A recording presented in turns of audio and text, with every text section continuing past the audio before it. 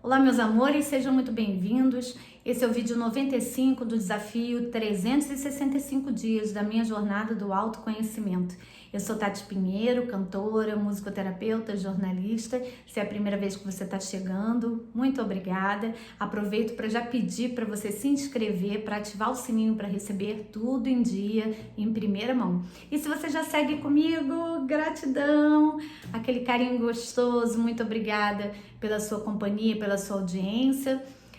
Dá aquele like bacana agora para não esquecer, comenta, compartilha, que essas ações são super importantes para que o algoritmo do YouTube me entregue para mais pessoas, para que ele entregue o meu vídeo para mais pessoas. E esse vídeo de hoje é muito especial, porque a gente vai falar sobre o Setembro Amarelo. Então vamos lá. Dia 10 de setembro, se eu não me engano, é o dia da prevenção ao suicídio. E aí houve um movimento para transformar o mês de setembro, né? O nome Setembro Amarelo é um alerta, virou uma marca, mas o objetivo é o quê? O objetivo é acabar com os estigmas, né, sobre suicídio, especialmente falar sobre as principais causas que levam ao suicídio, que são ansiedade e depressão. Então, se transformou num mês para a gente parar, refletir, falar sem preconceitos, sem julgamentos sobre esse tema que é tão importante. E eu posso falar de carteirinha porque vocês sabem, como eu já falei antes, que eu fui diagnosticada com um transtorno de ansiedade generalizada, o TAG, né? Tem uns 8 anos, mais ou menos, mas a minha primeira crise de ansiedade foi aos 13 anos de idade, só que não tinha naquela época... Não existia esse rótulo, né? Não existia esse diagnóstico. Então eu convivi com a doença, com ansiedade, com crises depressivas e com ideias suicidas, com crises de pânico, a minha vida inteira. Então eu posso falar de carteirinha sem falar que eu tenho pessoas muito próximas a mim que também tiveram crise de pânico, ansiedade, depressão e também tiveram ideias suicidas. Então eu mergulhei nesse assunto, né? Porque eu sou muito curiosa, então enquanto eu estava vivendo isso, eu queria entender, mas por que meu corpo se desequilibra dessa forma, né? Por que eu não controlo a minha mente no momento de uma crise? E aí eu fui, né, com a ajuda, claro, de excelentes profissionais, tanto da psicologia quanto da psiquiatria, eu fui me envolvendo nesse assunto. E não posso dizer que sou uma expert, claro que não, mas eu posso dizer de carteirinha que eu entendo muito bem o que leva uma pessoa com um transtorno de ansiedade ou com um transtorno depressivo a pensar em tirar a própria vida. Então, para começar, é importante que quem não tem a doença saiba que é uma doença, tá? Então, assim como você pode ter dor de cabeça, pedra nos rins, diabetes, você pode ter transtorno de ansiedade e depressão. Então, não é frescura. Eu acho que isso a gente já tá, graças a Deus, já tá mais divulgado, né? Não é, vai lavar um balde de roupa no tanque que passa. Não é assim, tá? Não é assim que funciona. O corpo, ele fica completamente alterado, quimicamente alterado. A gente fica na função de lutar ou de fugir, né? É como se qualquer gatilho, qualquer coisa que transforme esse gatinho num leão, e a gente acha que vai ser comido pelo leão, né? E a depressão, ela vem também, isso é muito da ansiedade, né, que eu tava descrevendo, mas a depressão, ela vem muito de um vazio existencial, literalmente uma falta de motivação para fazer a vida acontecer. Claro que isso está relacionado ao amor próprio, claro que isso está relacionado à falta de fé, claro, tem outras coisas que são adjacentes e que podem ser tratadas e devem ser tratadas, né, por essa rede de suporte que nós temos hoje em dia maravilhosa, que são os terapeutas holísticos. Eu, em busca do meu autoconhecimento, eu busquei o Theta Healing, eu busquei o Reiki, a aromaterapia, floral de Bach, fitoenergética e tantos outros, em busca de saber quem eu era. Nesse ponto eu posso falar que o transtorno de ansiedade foi maravilhoso, porque talvez sem as crises de ansiedade e de pânico, eu não tivesse tido motivação suficiente para embarcar nessa busca de quem eu sou, o que eu quero, Qual é o meu propósito? Por que eu tô aqui nesse planeta? Tem pessoas que vêm já com essas questões muito resolvidas e tá tudo bem. Tem pessoas que estão muito distraídas, que não querem entrar em contato com quem elas são, o que elas vieram fazer. Tá tudo bem também, cada um tem seu tempo, né? Você não pode, enquanto a borboleta tá o lagartinho lá dentro do, né, daquele casulinho dele, você não pode forçar e abrir, ele não vai sair voando porque você está facilitando o sofrimento dele. As coisas têm um tempo para acontecer. Vocês sabem que eu amo borboleta por isso, porque ela mostra essa questão de metamorfose. Eu tenho aqui essa do Romero Brito, ó. Eu tenho essa aqui da Cala Joias, que tem uma borboleta estilizada que eu criei com eles, que tem uma clave de sol. Eu amo a ideia da borboleta por isso, né? Mas é uma transformação que, embora seja natural, é sofrida, é dolorida e tem seu tempo. Só que, muitas vezes, quando as pessoas não têm uma rede de suporte amorosa, acolhedora, ou quando não são tratadas com medicação, com terapia, elas não dão conta, porque a dor de viver essas doenças, esses transtornos mentais, é tão brabo, é tão ruim, que assim, não é que você queira morrer, mas você pensa em tirar a própria vida para acabar com a dor. Porque aquela dor é muito ruim. E você tem a sensação de que não vai conseguir superar nunca. E aí você começa realmente a falar, mas pra que eu tô aqui? Né? Tô sentindo essa dor e esse sofrimento todo por quê? Né? Para onde isso vai me levar? Então eu acho que tem várias questões aí, né? Primeiro, acabar com o preconceito em torno dessas doenças, dos transtornos mentais. Segundo, não julgar quem estiver dizendo que está em sofrimento, tá? Não julgar, não banalizar, não diminuir o sofrimento. A gente tem visto um número crescente, é assustador o número crescente de crianças e adolescentes com crises depressivas e com depressão e com ansiedade, né? Às vezes e com tudo junto.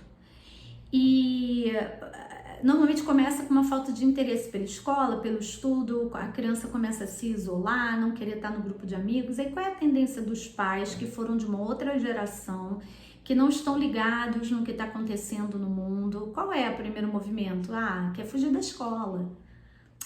Não leva nada a sério, tá entrando na puberdade, ou ficou adolescente e agora tá estranho, tá esquisito. Gente, não minimizem. Pode ser isso? Pode. Pode ser uma rebeldia natural da idade, mas e se não for? Ou se essa rebeldia natural da idade levar a uma coisa maior e mais séria, como um transtorno de ansiedade ou um transtorno depressivo, né? Então, é muito importante que os pais, os professores, os terapeutas fiquem muito atentos, porque principalmente a depressão, a ansiedade ela é muito abrupta, assim, você percebe rápido. Quando a pessoa tá tendo uma crise depressiva, uma crise de pânico, não tem como não saber, mas a depressão ela vem, devagarzinho, sabe? Ela vai chegando sem que ninguém perceba, e quando você vai ver, essa pessoa só veste preto, só veste cinza, não quer ver a luz do sol, já não quer falar com os amigos, já não está conseguindo dar conta do estudo, já não tem interesse em se alimentar, e aí quando você vê, é uma crise depressiva super séria. E aí ainda para piorar, adolescentes ainda tem toda a mudança hormonal, né, toda a estruturação de personalidade da psique, que são naturais dessa faixa etária, né, e que vem como um turbilhão junto, né, desse mundo maluco que a gente vive. Eu acho que muitos casos, não são poucos não, poderiam ser evitados, tanto em criança quanto em adolescente, se o nosso modelo escolar fosse diferente, tá? Mas enfim, isso é motivo para um outro vídeo, porque é muito polêmico em si, eu não vou levantar essa polêmica aqui, mas eu acho que a nossa estrutura escolar, ela enlouquece as nossas crianças e os nossos adolescentes. Já falei isso num outro vídeo, estou falando novamente, porque isso é um alerta muito forte. Então a gente tem crianças que são digitais, que já nasceram, né, no mundo de tablets, celulares, smartphones, né, e televisões 3D, cinema 4D, etc e tal, Mas nós temos um formato de escola que acha que informatizar é trazer computador para dentro da sala de aula e só. Nós temos muitos professores que resistem, na pandemia isso ficou muito claro, resistem a fazer um vídeo, a fazer uma aula online, né? Então a gente tem que começar a olhar para esses pequenos detalhes, porque são esses pequenos detalhes que estão adoecendo a nossa população. O Brasil é o país mais ansioso do mundo. Eu trouxe até um dado para vocês, olha, que no Brasil existem cerca de 19 milhões de pessoas sofrendo com ansiedade e depressão. Gente, sabe o que é isso? Imagina botar 19 milhões de pessoas num lugar só. Acho que não dá nem no município, tem que ser no estado inteiro, né? Imagina um estado de pessoas, sabe? É muita gente. Isso é uma epidemia. Não está sendo tratada como tal, mas isso é uma epidemia. E a gente tem também alguns dados, como a morte por depressão, que em 16 anos cresceu 705%. Olha que loucura, 705%, gente. Então a gente precisa olhar para isso com muito carinho, sabe, com muita atenção. O número de suicídios no Brasil cresceu de 2021 para 2022, 11%. Então a gente precisa falar sobre isso. Eu espero que o YouTube não tire o meu vídeo do ar, né? Porque quando a gente fala a palavra suicídio, às vezes acontece de tirar, mas como a gente está no Setembro Amarelo, eu espero que eles entendam, né? Que o algoritmo seja um pouco mais, tenha mais compaixão, seja um pouco mais solidário, e entender que não falar do assunto não significa que o assunto não existe, que não falar no assunto significa que não vai acontecer. Não, muito pelo contrário, a gente precisa falar. A gente não pode transformar isso numa balela, não pode banalizar, mas a gente tem que falar sobre isso, e é um mêsinho do ano que a gente se dedica a falar sobre isso. Então bora combinar, né, que a gente tem realmente que acolher quem está precisando de quem está em sofrimento, quem está precisando de ajuda. E o lema, inclusive, do CVV, que é o Centro de Valorização da Vida, esse ano é: se precisar, peça ajuda. É o slogan deles. Então eu quero até divulgar para vocês o número do CVV, a ligação é gratuita, 188, 188, tá? E se quiserem entrar no site, é www.cvv.org.br. Eu vou deixar na descrição do vídeo, tá? Lá no site deles tem inclusive chat. Então, se a pessoa não quiser ligar, mas quiser conversar pelo chat, eles ficam 24 horas. É um trabalho lindo, um trabalho gratuito que eles fazem, de atendimento para quem está em sofrimento pensando em suicídio, tá? Eu estou abordando aqui os casos maiores, mais clássicos, né, que são depressão e ansiedade, que acabam levando para essa dor insuportável, e aí a pessoa acaba tirando a vida dela para não ter mais que conviver com essa dor, porque ela perde a esperança de que ela vai ficar boa, e o sofrimento é muito ruim, a falta de amor e de atenção das pessoas do entorno é muito ruim, né, e enfim, chega uma hora que não dá conta. Mas tem outros casos, claro, que levam também as pessoas a pensarem em suicídios, inclusive outros transtornos mentais. Então, o CVV é um lugar de acolhimento para quando você estiver em sofrimento. Mas é muito importante que se busque um psiquiatra e um psicólogo. Eles vão trabalhar nessa dobradinha, porque não adianta você entrar com medicamento sem conhecer as razões que te levam a ter as crises depressivas ou as crises de ansiedade, né, os gatilhos, enfim. Então é importante ter esse equilíbrio, né, para que você possa lidar melhor com essa situação toda. Você tem que ter um apoio de um psicólogo, e é muito legal quando esse psicólogo e esse psiquiatra se entendem, conversam entre si, viram um caso multidisciplinar, um atendimento multidisciplinar, né, onde você tem o psiquiatra e o terapeuta, o psicólogo, conversando sobre esse paciente e ajudando, né, nessa melhora. Eu tive essa bênção com a doutora Mariana Pizarro, com a minha terapeuta Cíntia Dutra. Antes da Cíntia, eu tive psicólogos também maravilhosos que eram muito abertos a essa troca com os psiquiatras. E eu tive essa sorte, agradeço muito aos meus mentores e meu anjinho de guarda, porque eu sei que foi um merecimento eles, né, me darem esse suporte, porque eu já convivia com a doença desde os 13 anos de idade.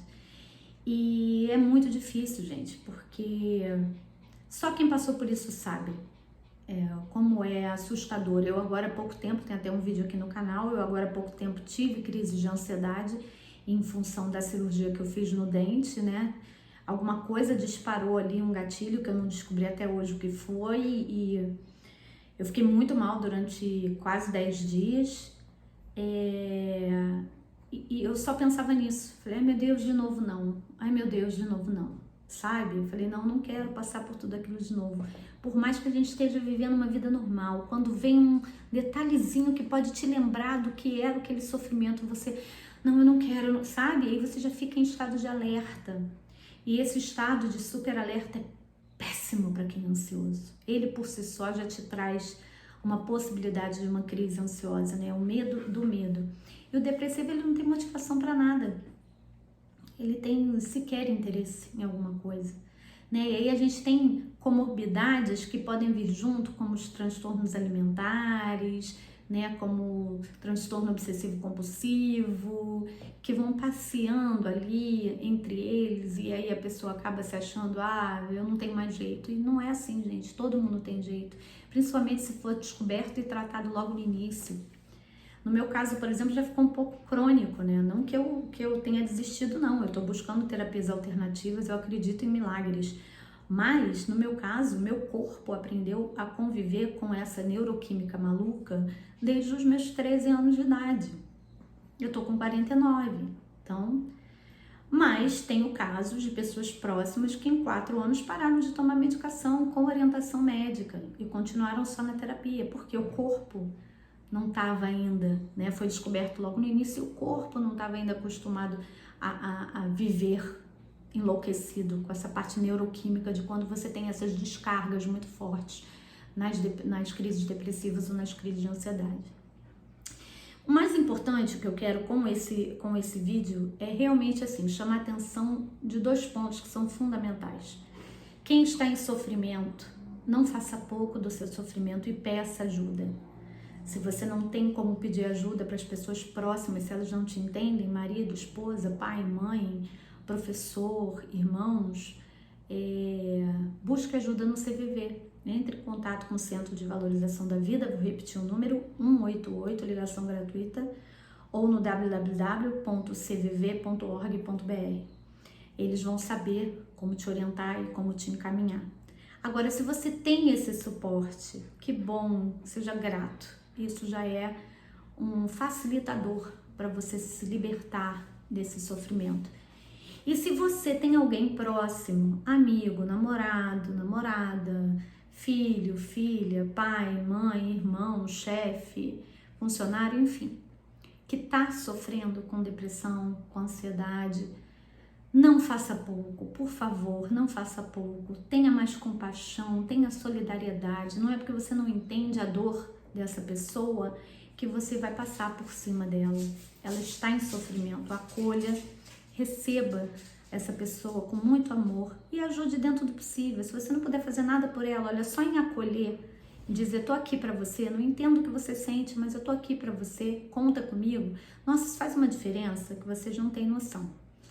Não é uma coisa que se cure do dia pra noite, mas é possível se curar, é possível principalmente se tratar, né, e achar sentido para a vida. E eu honestamente espero que a gente consiga, aos pouquinhos, com toda essa ideia, né, de divulgação dos transtornos mentais e de sensibilizar as pessoas mesmo para essa doença que é tão triste, né? Quando você chega para alguém e fala assim, o fulano tá com câncer, na mesma hora a pessoa fica, nossa, ela fica, né, assim, muito mobilizada. Você fala, fulano tá com depressão, parece que assim, ainda existe uma ideia de, doença de rico. Gente, não. Por favor, tá? Não é. É lógico que as pessoas mais sensíveis estão mais disponíveis, vulneráveis às crises, claro que sim. Mas a sensibilidade não tem a ver com a conta que você tem no banco, nem com aonde você está na pirâmide social, entendeu? Uma coisa não tem nada a ver com a outra. Graças a Deus a gente agora tem a internet que possibilita que as pessoas verbalizem, né, e se coloquem e tudo mais. Então, que bom que a gente está podendo democratizar esse tipo de informação. E eu, honestamente, eu fico assim de coração aberto, tá? Espero que possa com esse vídeo estar alertando vocês da importância da busca pelo autoconhecimento, né? Para que você próprio perceba se você não está bem, porque além do preconceito que existe na sociedade, existe também uma falta de autoconhecimento. Então as pessoas começam a ter crise de ansiedade ou ter crise depressiva e não percebem, né? Ah, eu só tô triste, ou ah não, hoje eu fiquei muito ansiosa. Então, para a gente se conhecer, é fundamental a gente fazer essa reforma íntima e ela é feita no dia a dia, cada um escolhe seu caminho. Tem gente que vai pelo caminho da religião, tem gente que vai pelo caminho da meditação, tem gente que vai pelo trabalho voluntário, tem gente que vai buscar cursos sobre, né, autoconhecimento, não importa, mas perceba que você é a pessoa mais importante que existe no mundo. Cada um de nós é uma centelha divina e a gente pode sim afetar a energia do planeta com a nossa energia. Então vamos nos desconectar da tristeza, vamos nos desconectar do preconceito, vamos nos desconectar dos julgamentos, né, dos pré-julgamentos e vamos nos conectar com o amor incondicional, vamos nos conectar com a gratidão, vamos nos conectar com a solidariedade, com o respeito às diferenças. E é assim que eu termino meu vídeo de hoje, meus amores. Então, se precisar, peça ajuda e vamos juntos, porque é uma epidemia, talvez uma pandemia, e que não está sendo tratada com o devido amor e acolhimento que precisa. Então, se cada um de nós fizer a sua parte, a gente pode transformar a vida das pessoas. Um beijo, amanhã eu tô de volta. Fui!